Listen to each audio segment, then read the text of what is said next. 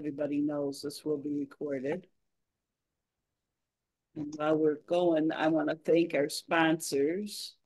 We have Trace Rail Dulce of Putt Putt and Bavarian Bakery. Sells a bunch of great desserts. And I am going to introduce Zach from Techno Goober. And I do have one more thing. We have an event this Thursday at 11. And it's about a new law that passed for small businesses that you have to let them know. I don't know all the details, but you really need to jump in on that Zoom. It's about the federal government wants all small businesses to let them know who owns the business and who runs it. So if you don't do it, fill the form out at the end of the year. It's a 500 daily penalty that you will be charged and up to 2 years in prison.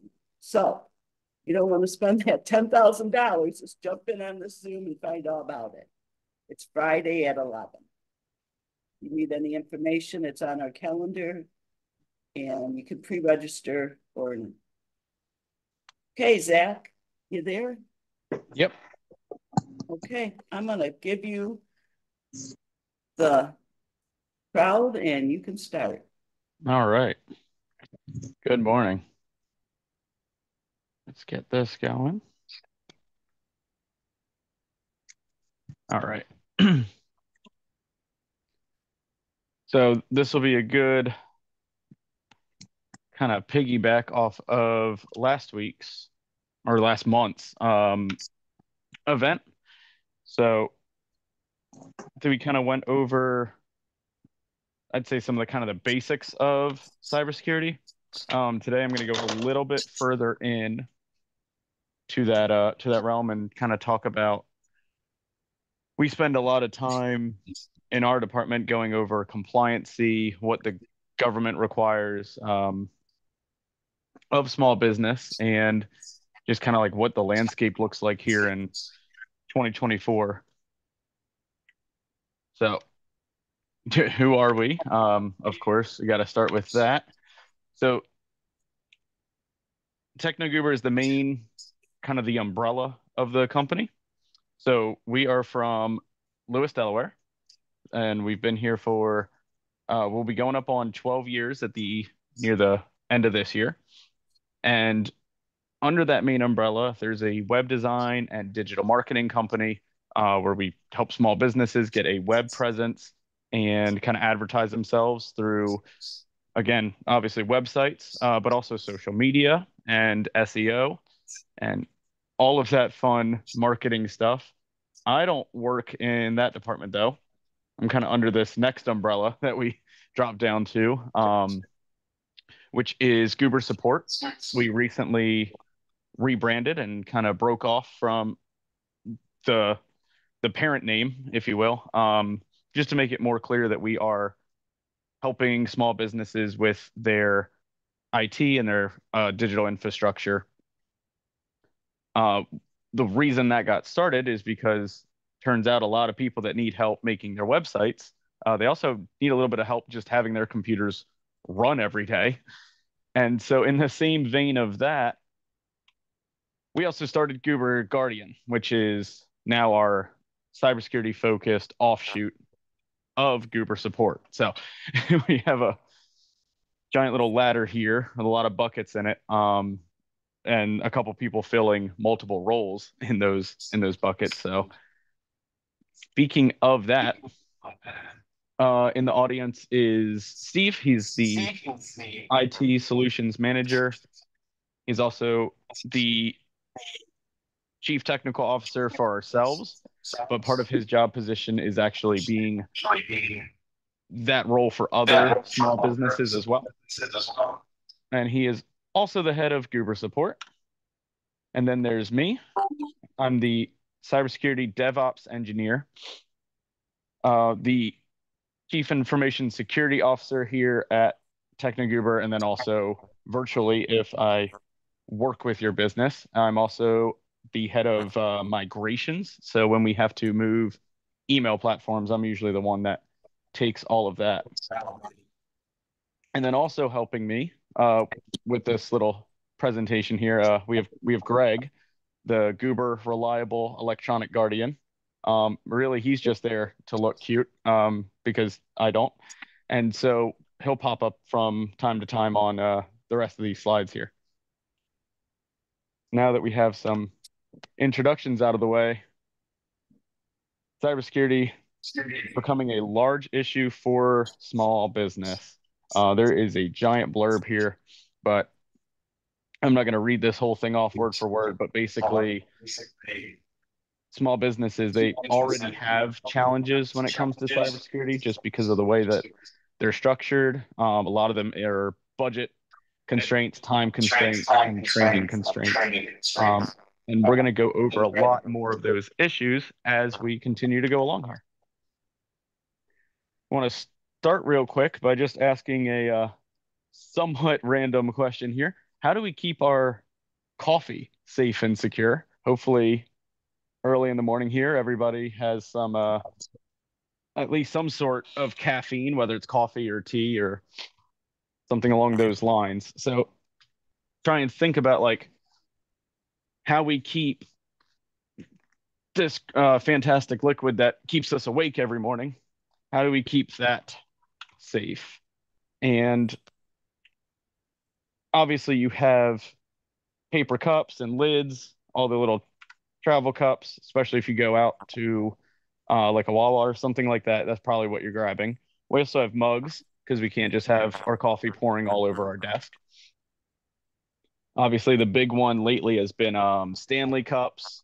Those are all over the internet, but even the older style, the Tervises and the other tumblers, coffee sleeves that keeps us safe when we actually handle and carry our coffee. Cup carriers, maybe if you're getting a few cups for the entire office, you don't want to juggle a bunch of cups around as you're walking in. Cup holders in our cars, they're also going to keep it safe and secure. We don't want hot coffee in our lap when we're driving. But now we think about even outside of the just the coffee product itself. When it's on store shelves, we have bags to keep the coffee in. We have Keurig pods or whatever brand you have for your coffee, keeping them airtight and in separate containers. And then obviously your cabinet or your pantry and your coffee maker at home. So as you can see, something as simple as like just transporting our coffee around with us every day. There's, oh, 1 second.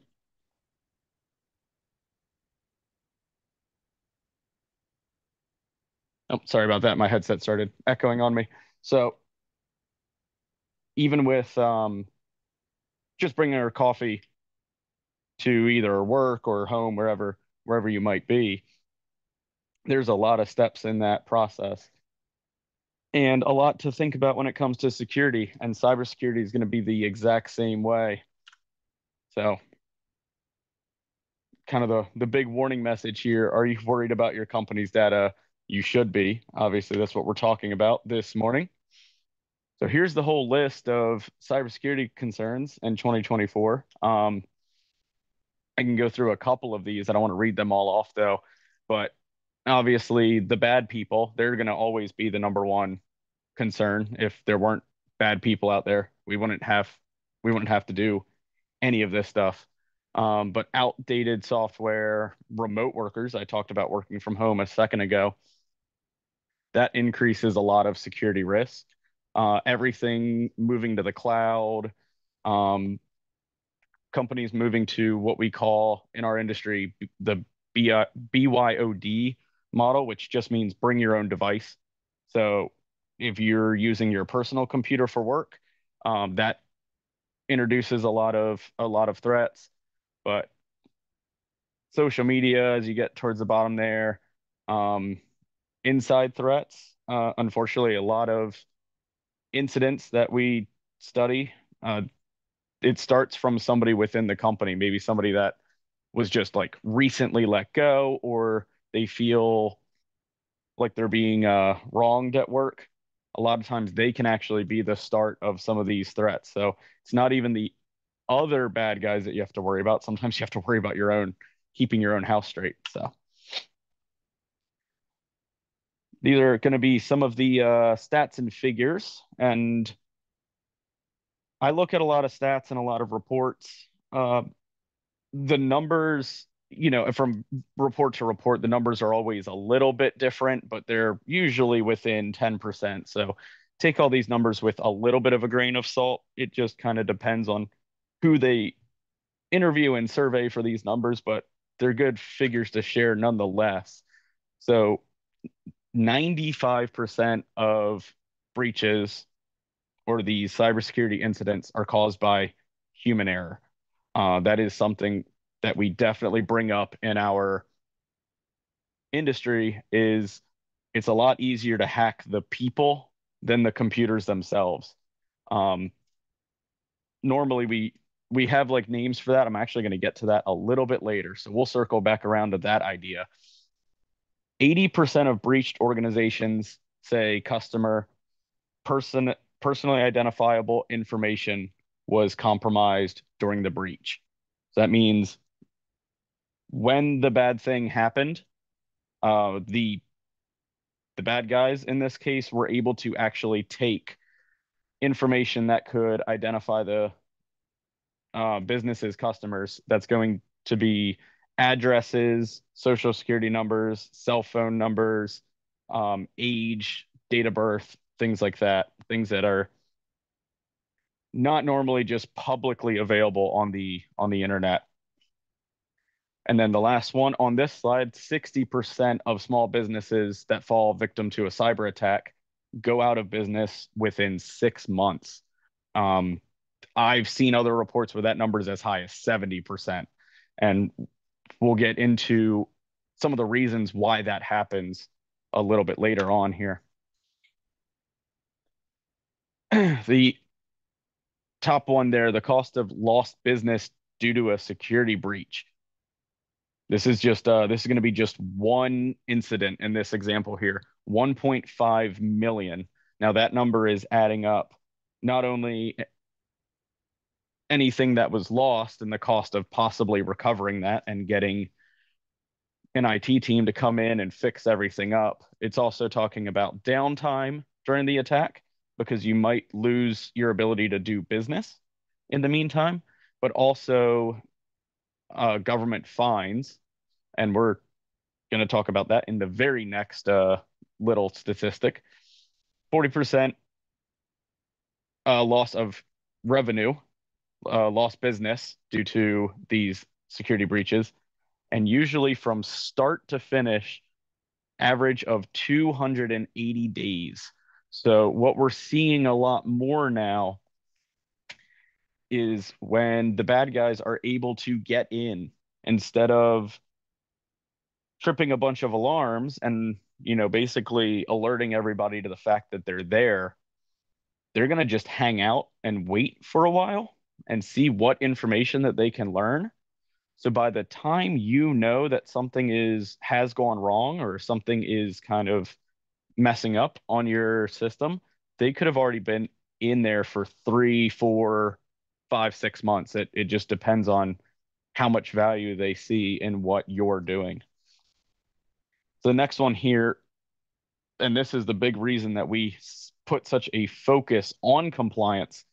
If you look at some of these regulations here, and these are all from the government, HIPAA up to $50,000 per record. So any medical data that you have, even if you're not in a HIPAA field, a HIPAA protected field, that can be up to 50,000 per record. One of the big ones is if your company keeps your staff's doctor's notes when they call out sick. That is actually a medical document. If that gets hacked and then subsequently leaked, each one of those doctor notes could count as a $50,000 fine. Some of the other ones there, you can see these numbers are very, very high. PCI That's one that is control of digital payments. So if you take any credit cards for your business, up to $100,000 per month if you are not within the government mandated regulations there. So as we move on, oh, nationwide costs for cybercrime. These numbers are kind of astonishing. We see all the way back in 2002, most businesses, especially small businesses, they would not have been able to use the internet there. So 54 million a year. We jump ahead a couple years to 2007. At this point, the iPhone would have come out, and we're starting to see an uptick in social media platforms and everything like that. We go all the way up to 239 million. 2012, I would say at this point, a lot of small businesses are starting to get that online presence and really starting to invest in their IT. We're up to 581 million. 2017, now we're looking at $1.4 billion. And then 2022, all the way up to $10 billion. And that is just in um, America there. So, what factors made that number jump so far up? Well, it's what I was saying before. It's a combination of a lot of things, but Oh, the Brian, that's work from home during COVID was definitely a huge factor in that. And just the idea that we're moving a lot of things to the cloud, and it makes it a little bit easier to access from anywhere in the world. It also makes it a little bit harder to keep secure because of that availability. So one of the things that I have here, this is a website that is run by a bunch of volunteers. Let me just pull this up real quick. So this I is think Ransom Denise Look. has a, excuse me, I think Denise had a question. Oh, okay. You heard her. Denise, I heard you say something. Maybe not. I'm sorry, I thought she had a question. Go ahead. So uh, this website here, it is run by a group of volunteers, and they have connections to the FBI, the CIA, and the NSA, and they don't actually share any information. They just share numbers. That's how they're able to get some of these live look-ins. So currently, this top line here, this is the big one, 174 groups that they are tracking. These groups are going to be organizations that commit cybercrimes. So all over the world right now, uh, that's how many people, how many groups, excuse me, the people at the FBI, CIA, that's how many they're tracking. On hacking forums where information is being shared, there have been 11 new posts within the last 24 hours. That's 11 businesses that have been um, attacked, and there is information now up for sale, kind of on an eBay style website for these bad guys that they can trade all of this information with and make money off of. So that's some of the big glaring numbers from that website. It's always nice to get those live numbers.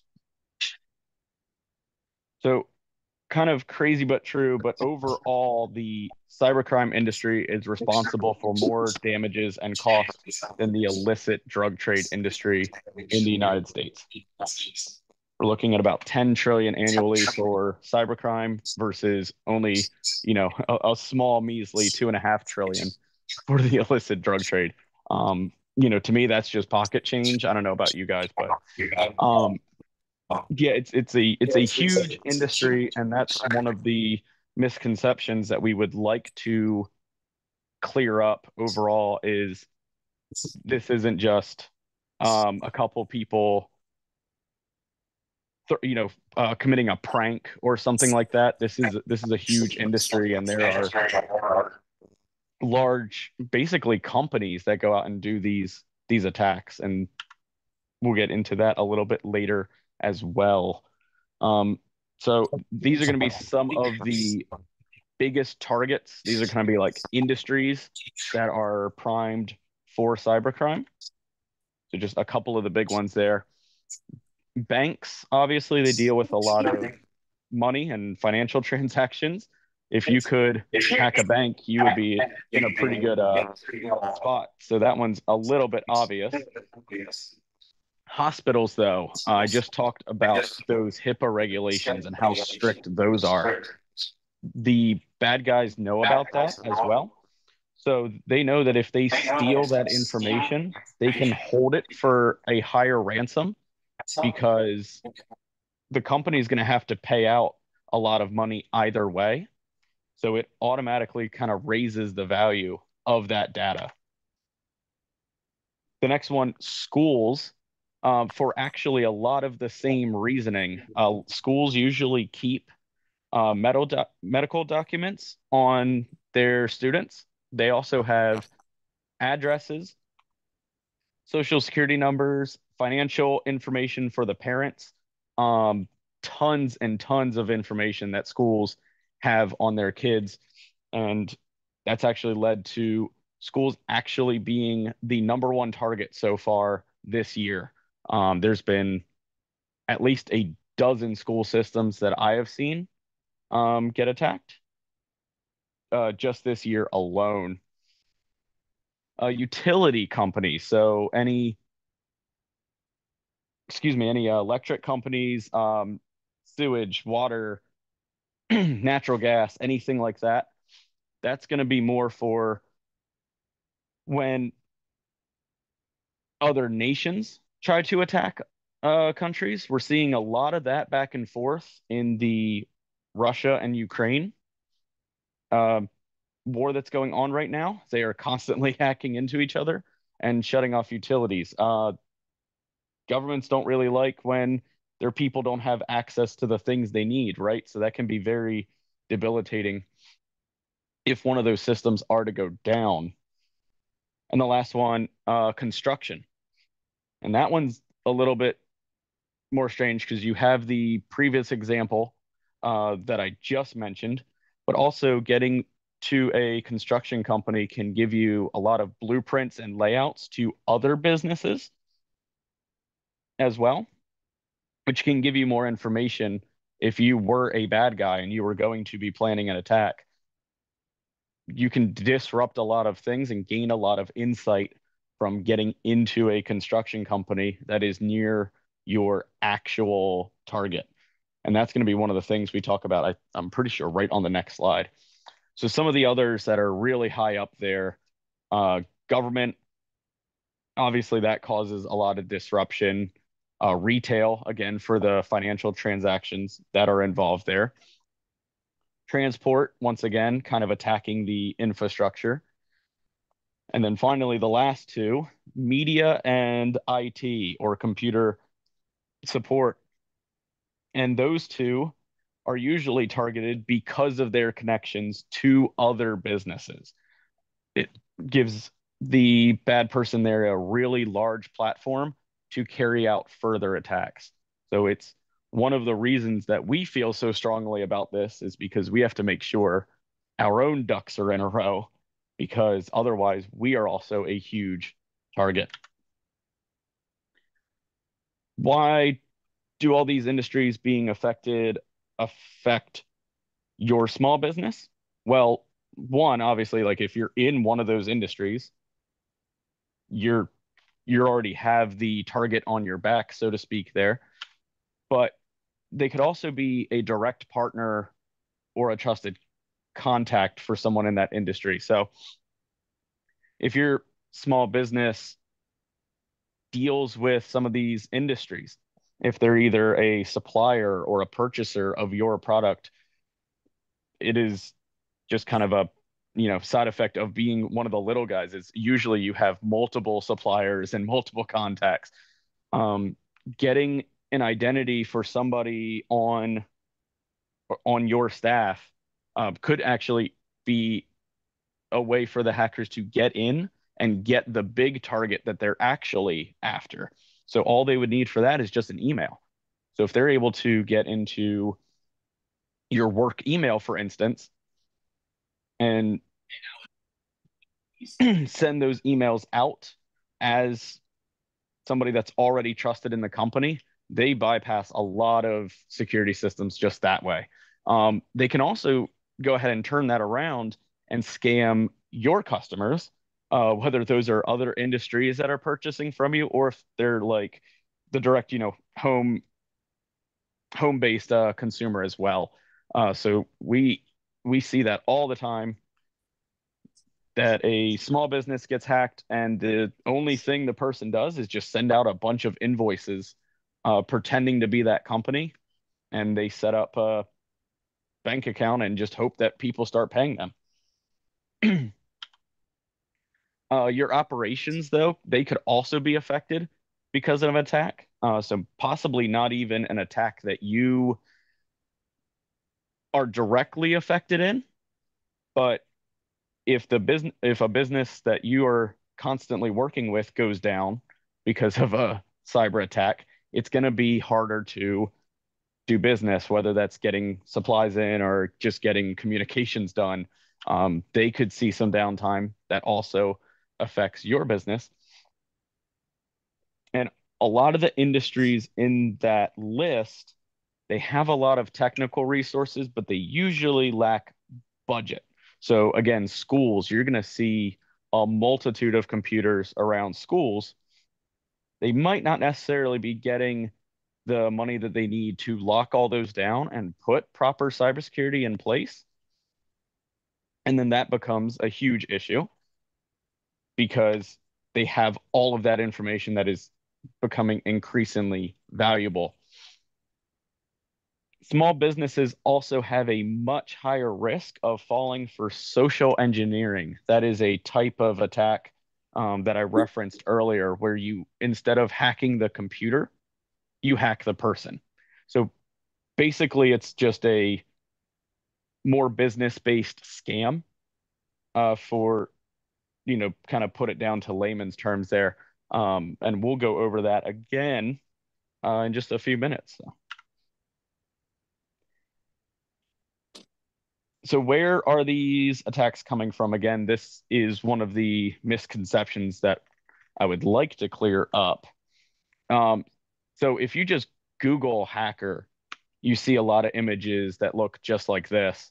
In fact, that's kind of what I look like right now. But it's usually somebody in a sweatshirt in this dark room with either a laptop or a computer. A lot of times we think of somebody maybe living like in their parents' basement or something like that.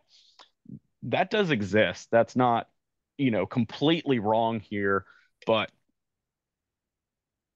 that's becoming less and less common as we continue to move forward and have more of a reliance on technology. A lot of times they look like this. There are hundreds of call centers in Russia, India, and a lot of other countries where they have an entire office building set up. They have cubicles, they have desks, they have nice phones, and they're going through and calling a bunch of people to try and get those social engineering style attacks through. But they're also just, excuse me, carrying out their attacks from this really nice, like well lit area. And you can have some of these with over 1,000 quote unquote employees in these call centers and in these hacking groups, all going after your small business of 5, 10, 20 people. So, they also can look like this. So hacktivists, as we call them, that little hyphenated word there that's been kind of invented for this. A lot of people will do these attacks to kind of prove that a business is either doing bad things or try to share some insight on something that they don't find just in the world, quote unquote. This is another one to kind of watch out for that your small business could end up wrapped up in. There's been a lot of hacks carried out lately in the just anything related to the um, oil industry, oil and gasoline and all of that stuff because of climate change. And so some of these people are getting together and they're just shutting down oil companies, not to make money, not to be even a necessarily a bad guy. They think they're doing it for the right reasons, but to just prove this point that the oil companies are bad. I'm not saying that one way or the other, but that's what they believe. And so they're trying to spread that message. So that's another one to kind of watch out for. And then lastly, the hackers can look like men and women in uniform. It is becoming increasingly common for militaries to have entire cyber departments, both for defense but also offense. And I talked about Russia and Ukraine and how they are basically continuously hacking each other throughout the entire kind of crisis that's going on over there. Um, this is now a new avenue for warfare. So that is one of the things that we really keep an eye out on and make sure countries that are involved in conflicts with our own, we're going to try and block websites, emails, and contacts from them. There are unfortunately ways to get around that, but it's just a nice kind of blanket statement to have. So, for instance, unfortunately, I hate to pick on them, but it seems like they're the bad guy in every movie and TV show from like the 50s on. But Russia has been notorious for being a center of this cybercrime activity. So our blanket statement with our software that we provide, anything from Russia, just go ahead and block it as kind of a written rule there. And obviously, as things change and they develop, we can adjust our parameters for those kind of blocks there. Now that we kind of know who is carrying out these attacks, these are some of the most common types of attacks. These aren't all of them. And this is where we kind of get a little tiny bit more technical. The first kind of block of these attacks is going to be malware. That is just a hyphenated word for malicious software. So it's any kind of program that can run on a computer or a phone, any sort of device that does bad things, does these malicious things.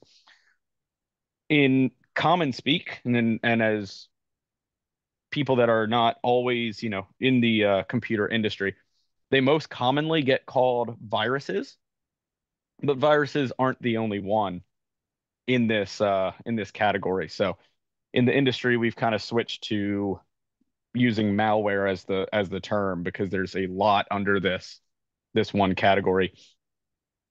So viruses and worms, to not get into too much detail here, these are programs that can spread themselves, um, either through email or sometimes even just directly from one computer to the other. The next one is Trojans, and they're named this after the Trojan horse story from the Trojan Wars many, many years ago. And if, just in case you don't know, that was when the, excuse me, the armies in battle there, they hid themselves inside of a giant wooden horse, wheeled themselves into the city, pretending to be a gift for the king. And then at night, they were able to jump out of the horse and basically start their attack on everyone. That is the idea of this kind of malware. One of the most common ones we see here, this will be a good way to explain it, is a free PDF editor. It's something that you might Google search at one point. You go ahead and find one and you download it, and it's telling you that it's this free PDF editor. And in some cases, it may even work. It may even actually be functional as a PDF editor. But at the same time, it also watches every single time you type your password into your bank account, and it goes ahead and sends that out to somebody. So it's just that idea that it is advertising itself as one program, but it's actually doing something else in the background. Spyware is pretty straightforward. That one's pretty aptly named. That's going to just be any software that allows somebody to spy on you. And that can either be through your webcam or your microphone, but it can also be something as simple as just tracking your keyboard and what you're typing and where you're going on the internet.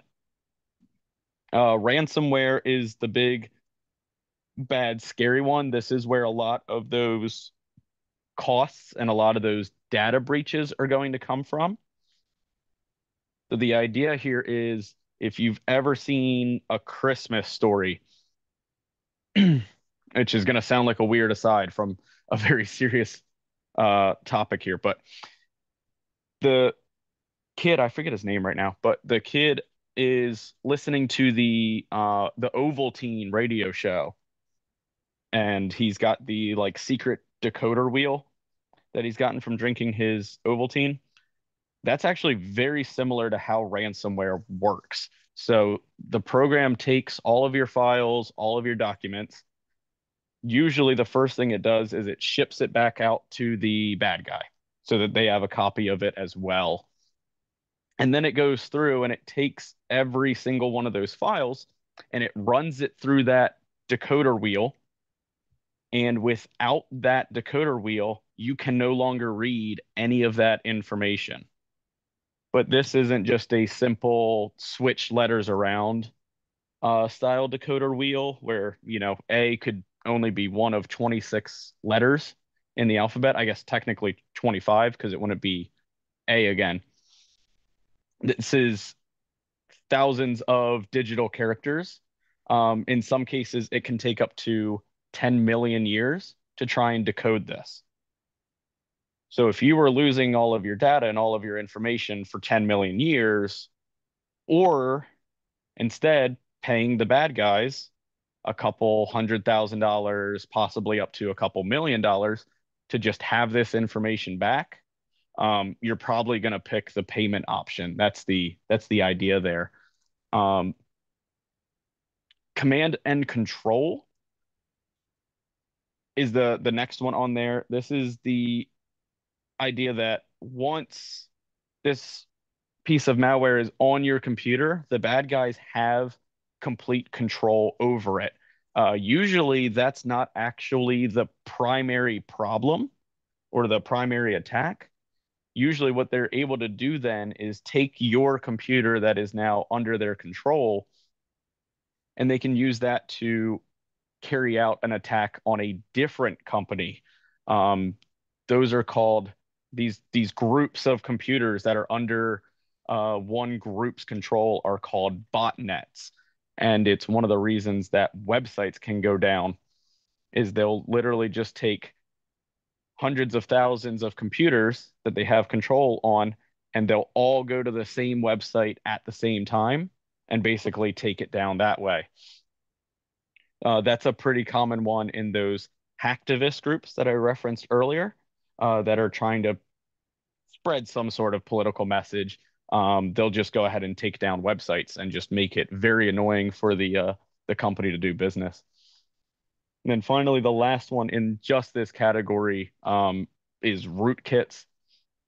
This one is a little bit more technical, but basically the idea is they're able to get software that lives on the computer before Windows or Mac OS if you're on an Apple device, before the operating system of the computer is even able to load. And so then at that point, you basically have control over everything. because even Windows, Mac OS, iOS, and Android, if you're talking about cell phones here, even that software is not able to see that something went wrong. That in most cases, if this happens, it's better to just throw the device out. There's not a lot of good tools to remove rootkits. Kind of the best case scenario in that attack is that you can at least identify that it is even there. The next one, which I've referenced several times throughout this, social engineering. This is again, it's hacking the person, not the computer. So it gets its own category here. Phishing, spelled with a PH instead of an F, that's going to be it's again another like funny hyphenated word here. It's password phishing. That's why it starts with a P. And the idea here is that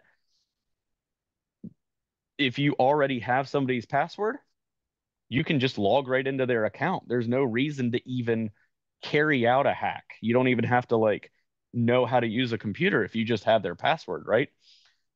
So one of the big ones with this was there were a lot of Facebook polls that were going around to be like, find out your superhero name or whatever the case may be.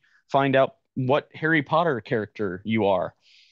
And you would go through these polls and they would ask you a bunch of questions, possibly going to like, oh, what was the first uh, street that you lived on? Oh, what was the name of your high school? And you would fill out all these questions, and of course they would sprinkle some more specific ones to whatever the quiz was going to be. What they were actually doing there is they were stealing that information and linking it to your email address. And the reason they were doing that is a lot of those questions are security questions when you log into a bank account or an email address or whatever the case may be, and the password is wrong, maybe you need to reset the password. A lot of times, those security questions will get sprung up. So, a lot of people didn't even realize when they were doing all these funny polls and questionnaires, they were actually handing over a lot of information. And finally, the last one in that category is just straight up scamming. You call somebody. Unfortunately, a lot of times elderly people are targeted by this. But you call somebody and you say that you're from Microsoft support. You need to get into the computer and clear out some viruses that are on the computer. You then charge them a fee for this service. Maybe it's $300, $400, maybe it's Amazon gift cards or something along those lines. They always seem to come up with some sort of story as to why they need gift cards instead of money. Um, but unfortunately, a lot of people do fall for that. So I do want to just emphasize right here, Microsoft has literally billions of computers on the planet. Um, they don't care what you do on your computer. Like as an individual, they don't have a customer support line. They don't ever call anybody on a whim to do like a virus remediation on that. If and there's other companies that they are starting to impersonate because enough people have fallen for the Microsoft one now. Um, really make sure you double check that that is the actual company calling you or it is your actual bank calling you. It is unfortunately very easy to pretend to have a different phone number.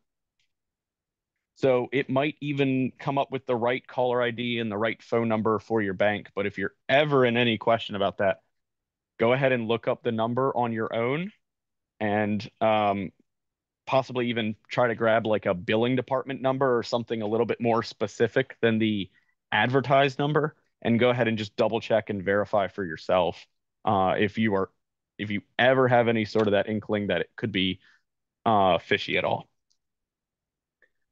A couple of these are a little bit more technical. and I'm running a little bit long, so I am gonna very quickly go through these. Man in the middle is a good one for like a coffee shop Wi-Fi network. So the idea here is that I set up a fake Wi-Fi and I sit in the middle with a laptop.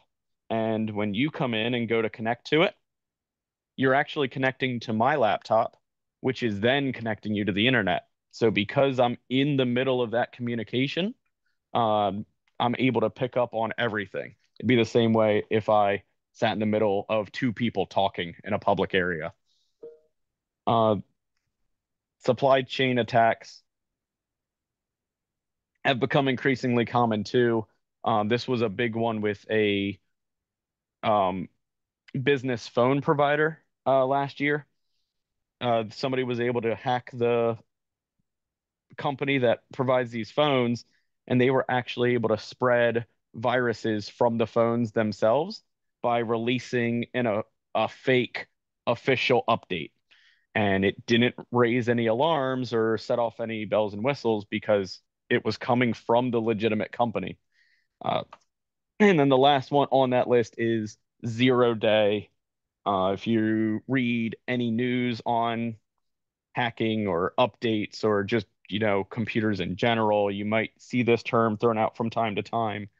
All that that term means is that either this attack or this exploit or whatever the cause of the attack might be, it's not been seen before and there is no current fix for it. And so, this day that we are seeing it is day 0. That's the whole idea there. So it's not any one of these specific types of attacks. In fact, a 0 day could be any one of these and then some more that I don't have listed here. It's just that idea that we don't really have a fix for it yet. And it's kind of the first time it's been seen out in the wild. Now, luckily, small businesses usually don't have to worry about these because if you are the bad guy and you come up with this 0 day that there is no way to fix your attack and there's no way to fix your exploit, you're not going to normally waste it on the little guys. You're usually going to use that against a much larger company. So luckily, we're small business wise, we're usually pretty safe from that. Again, I'm going to kind of try to speed through the last couple bits of this, but the CIS here, this is the Center for Information Security. Excuse me. This one is an international organization. It does a lot of the same work that NIST does. That's NIST, which is our American U.S. government's um, information security organization. This one is pretty much exactly the same, but the reason that we use this one ourselves is one, we do have a few international clients, so they do actually have to adhere to EU laws instead of American laws. But also, I just like the way this one is written a little bit more. The NIST documentation is basically unreadable unless you have a computer science degree. Uh, the CIS one, don't get me wrong, you still have to have a little bit of technical know-how to read it and decipher it, but it's just a little bit easier on um, the companies and whoever is in charge of putting these processes in place. Basically, what they're oh sorry, let me go back. Basically, what they're doing is they're coming up with guidelines on what small businesses should have in place, what products, what tools, and what procedures need to go in to minimize the chance of any of these attacks happening that we just covered in the beginning of this presentation. Um, so we so there are 5 pillars for how they would like businesses to operate, and these are all businesses, worldwide. You have to have tools to detect. That's like kind of step one here. If you don't know that something's going wrong, you're not going to be able to really do that much about it. So that's step one. Step two, identify. So now that you know that something is going wrong, now that maybe the bells have been rung or the sirens are going off, right? Now, can you pivot and actually specifically identify what is happening, what information's trying to be stolen or accessed, or which computers are part of this process?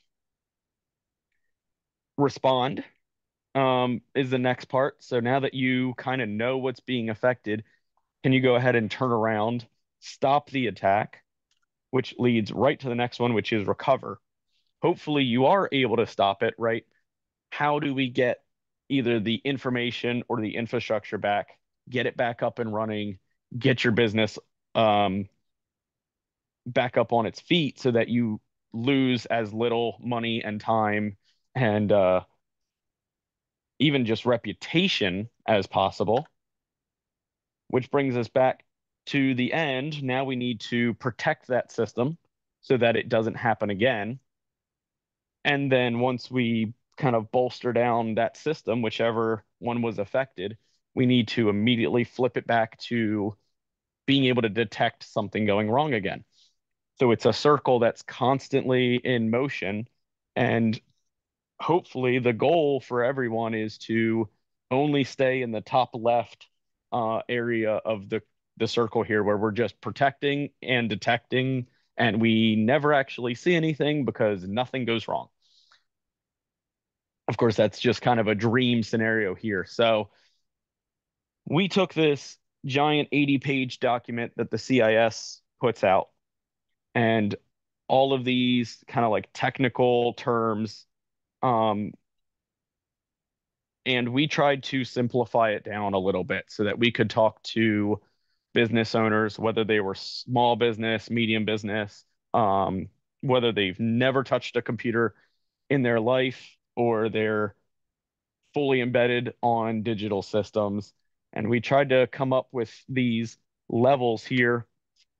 Now, there are some technical terms in these, but it's just the idea that at the further you travel along these levels, the more things that you put in place and the more that you invest in cybersecurity, the better off you are. I'm going to assume that most small business lives somewhere in the 0 to level 2 area. Level 4, which I will get into in just a second, is kind of like the end goal, but it takes a lot to get to that point. Um, and I would like we are just barely there, and that's only again because we know that we are a target. So again, gonna try and run through these a little bit quickly, but level 0 here is basically you don't even know what you don't know at this point. So some of the characteristics of a company at level 0 would be um, not having a centralized or having a really old style of antivirus. They don't have an inventory system, so they don't know what. And this is again just for cybersecurity, so they don't know what company property is out there. So if a laptop or a company phone goes missing, they don't even have a way of like catching up with that and checking in on it. It's just gone. Again, that could be whether an employee stole it or again, it's actually like stolen from the employee there. They don't have a patching policy.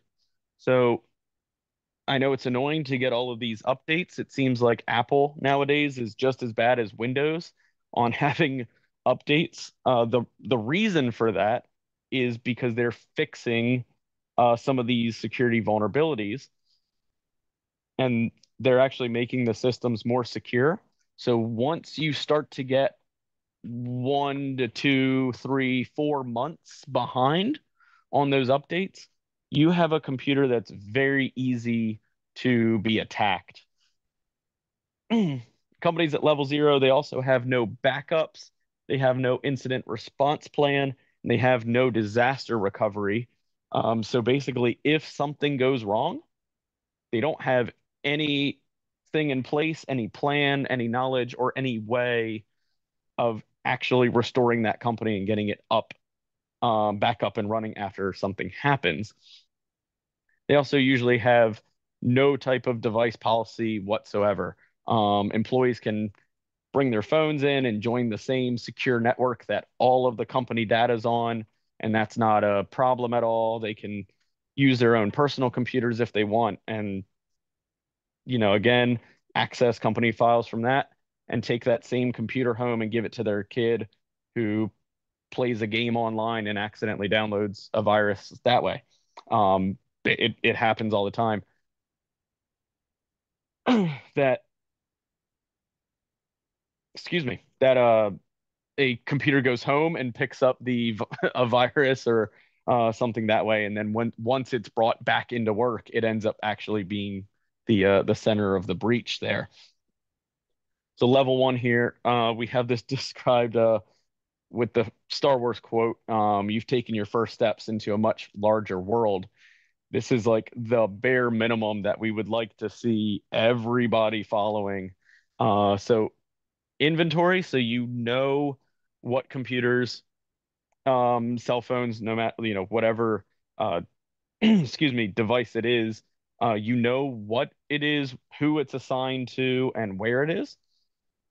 We also like to see some sort of either automated or scheduled patching so that we can be sure that those updates are actually getting done within somewhat of a timely manner. Um, Password policies, a lot of tools that we use every day in business. You can actually go into the settings and increase the difficulty of passwords that people are allowed to use. There's a list of the top 10,000 passwords that's used, um, that you can actually, as a bad guy, use that list, import it into your attack, and run it. And one of the ones that comes up all the time in there is fall 2023, spring 2023, something along those lines. So if you're using those passwords, you should probably definitely go change them. Um, but there's a ton of passwords in there, and it's really interesting to see um, what simple things are allowed to even be used. And then, of course, email protection. Again, going all the way back to the beginning, I said 80% of attacks are um, human error or caused by human error. So, email protection and security awareness training, actually teaching your employees about the threats that are out there and about what's going on, that can go a long way into keeping your business secure.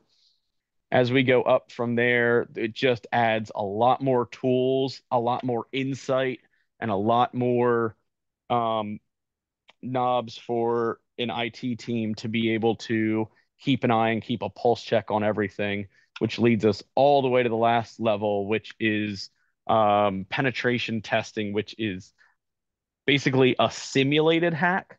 So you hire good guys that pretend to be bad guys, and they actually carry out an attack on your company, and then they give you the notes, and they don't actually take anything down. And they give you the notes so that you can go back and fix all of those issues there. So I am going to skip ahead just a little bit. Let's see. Um, so to get all of these services in place, you probably want to talk with an IT team. Obviously, a company like us is perfect. If you have your own internal IT team, that's even better. A lot of times, small businesses don't have the resources to do that. So that's why our company exists there. And with that, that's kind of all that I had. Um, so if anybody has any other questions, uh, now would be the time to do that. Hi, my name's Erlene. I have a question. Absolutely. My Cash App account was recently hacked, and I was just curious how they get that information because I never have used the account. I've never bought anything. I had it because somebody was sending money for me to hold for an event I'm helping him put on. And it just happened, they didn't send a request, nothing. It happened like from 1 a.m. to 5 a.m. They just kept continually drawing out till it was all gone. It was about $2,200. Mm. So how do they get that without, before people had sent, a request and you have to confirm and there was nothing, it was just gone. Yeah, so if the only way that I know of to kind of get that money out of something like Cash App or Zelle or PayPal, all of these kind of digital transaction platforms, is to actually do it direct to a bank account. So that means at some point they probably had your password. I wouldn't necessarily know that off the top of my head, but they were probably able to log like directly into your account and then withdraw that as a bank transfer. Um, Interestingly enough, all of the bank transfers that are done in the world, whether it's through ACH or kind of those quote unquote wire transfers, those are all done through a very, very simple and outdated message service that basically just works like a text message. So it's very easy to manipulate those, unfortunately, for something that we think is super secure and we rely on every single day to keep the world turning and spinning. It, it's kind of comical how simple it can be to mess with some of those numbers. But yeah, usually the only way to get money off of any of those applications without there being some sort of request or notice or anything. Because I think Cash App is owned by Visa, I'm pretty sure. So that's a pretty large company. They do invest in security. So that means, again, unfortunately, just hearing your story and not having any ability to see what's going on, they were probably in your account. Yeah, I mean, So they had to have access to get it. yeah. Otherwise, like I say, I know you send requests and have to Hmm. approve, and then they send a message to your phone to verify. And in this case, it was absolutely nothing. So Cash App, they're supposed to be investigating because obviously they have the person's information. They can see the date, time, and amount and Hmm. everything. But if I don't have any recourse through them, is there anything else I can do to pursue it? So that's a tough thing. Unfortunately, extradition laws are still very, very fuzzy for cybercrime. Lawmakers just haven't really caught up that this is something that's happening.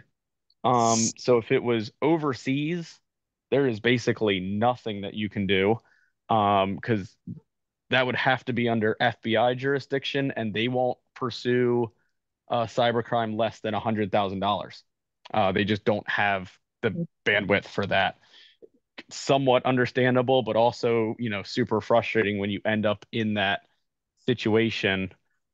You can file a police report, but that's only going to be helpful if it was within the same country. If the money left the border, it's unfortunately gone, and there's nothing that will, like there's not going to be a way of getting it back or anything like that. So you did the right thing in contacting Cash App, but it is usually a good idea to at least file a police report as well, just so that you have that paper trail kind of going back, just in case on the off chance it is somebody from this country. But usually those odds are a little slim. Okay, and then just one quick question. I'll let somebody else ask. I Mhm. don't know, like if I'm on high alert now or what, but last night between 10 p.m. and 11 p.m., I got four phone calls saying it was Wells Fargo, and they wanted me to verify a transaction on my debit card for Monday, and the amount they said was right, but then they asked me to put my PIN number in to verify it was me, and I just hung up. I didn't do that. Do they ever, I mean, I don't think the bank would ever call you and ask you to put your PIN number in. It was like a generated call. It wasn't a person to talk to. Yeah, that's that's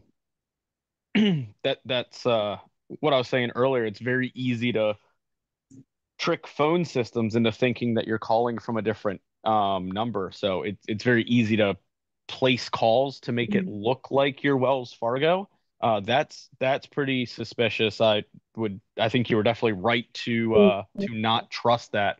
Um, Unfortunately, I was talking earlier about how there's these basically these eBay pages for hackers that they can go onto. Um, Right. and trade this information back and forth.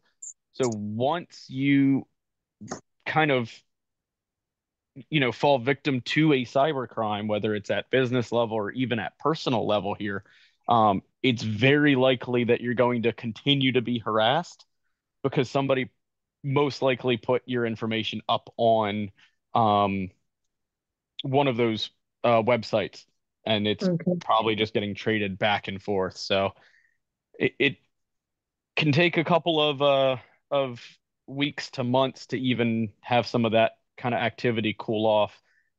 But again, the best course of action would be to go ahead and Google a Wells Fargo number. Even better if you could do like your local branch. Call them and just see if they placed any if they were trying to reach out to you or trying to place any calls to you, because all of their phone systems, every single bank, they're all tracked. So if they tried to contact you, they'll have a record of that and they'll be able to tell you if it was legitimate or not. Well, thank you. It was very interesting, your presentation, and I will be following up with you. Absolutely. All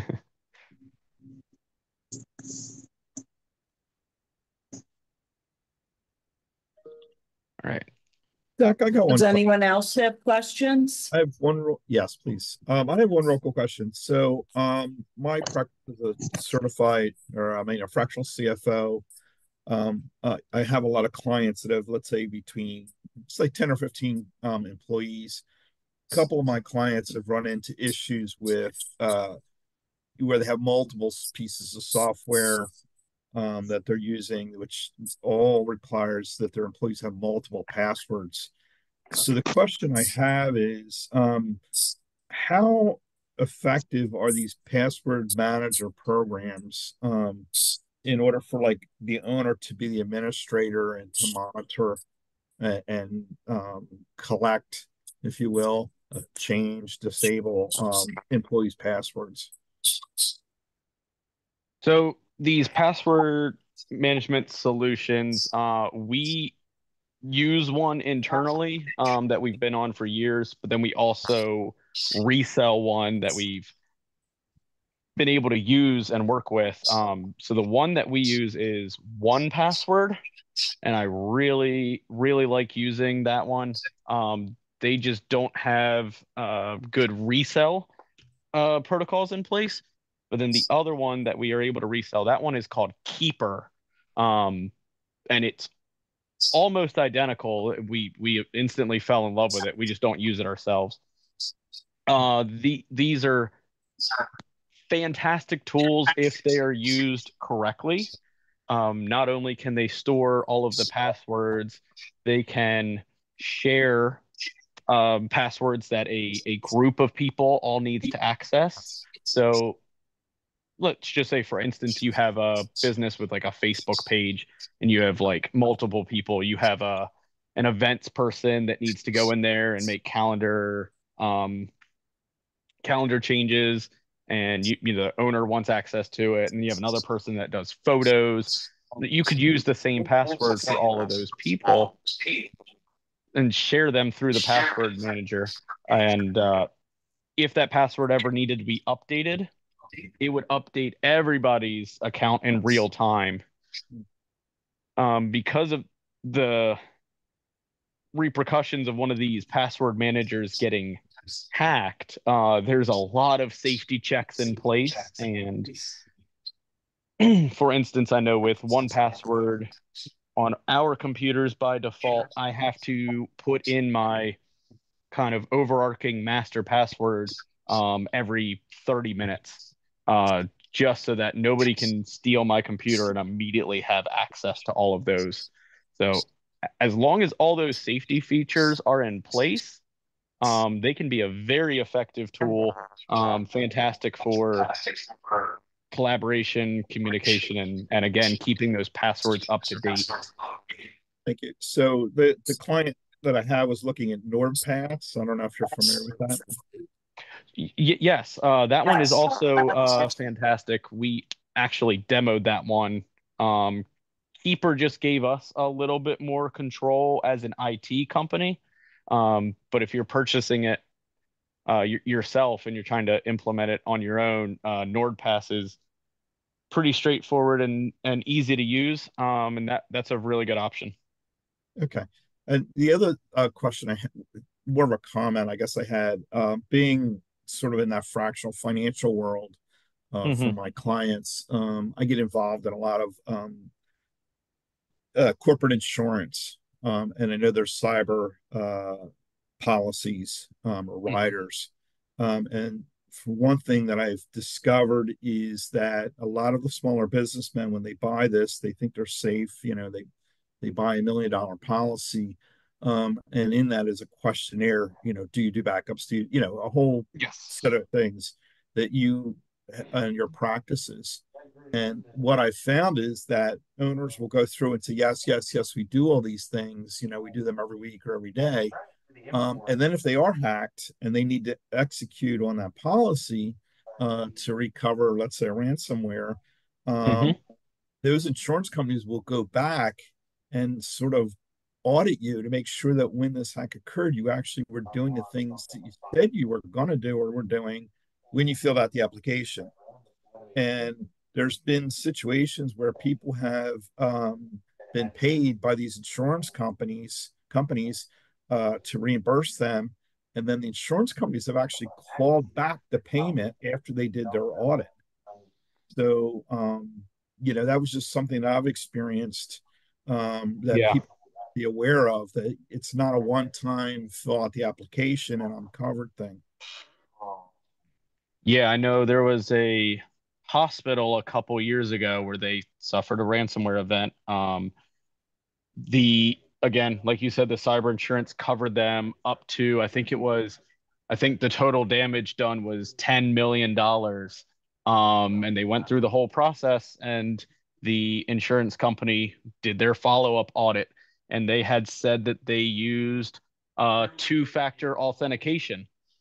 Well, the business owner didn't know what that meant when they hit yes, and it turned out they were not using that.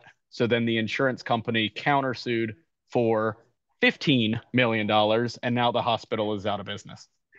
Wow. So, yeah, that is absolutely a true case and a true story. That's why, especially for small business that can't afford those kind of hits, it's even more important to work with a experienced IT team that can keep up, because like you said, it is an ongoing process. And unfortunately, as we get better at defending against the hackers get better at their job as well. So it's always evolving and always changing. Thank you. Thank you.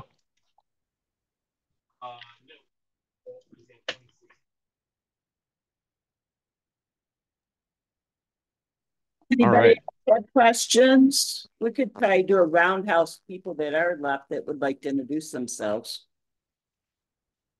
Yeah, we had Earlene. How about Diane Lard?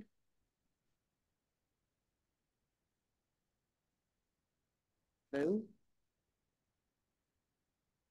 I see an iPhone 154.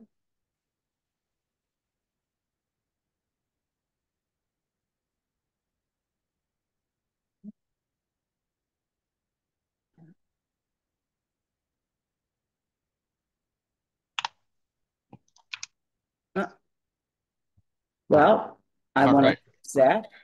Anybody else have anything they want to add or ask?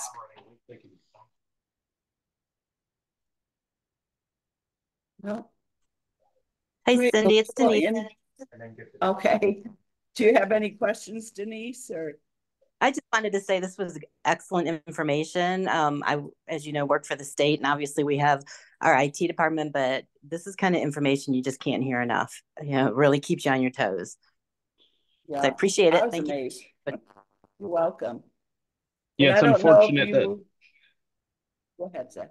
Oh, sorry. I was just going to say it's unfortunate that my job is to kind of spread some gloom and doom because that's not at all my personality or my outlook. But yeah, unfortunately, it's just a reality of the modern world. And if everybody who's left, if you want to join us on Friday, we have a new law that passed through the federal government that everyone needs to hear about. Letting them know who owns your business, and if not, you're going to be paying big fines. So it's at 11 o'clock. It is by Zoom. The information has been being broadcasted, and it is on our website. Or email me if you have any questions, or give me a call. And thank you, Zach, for doing this. And thank you, everybody, for coming.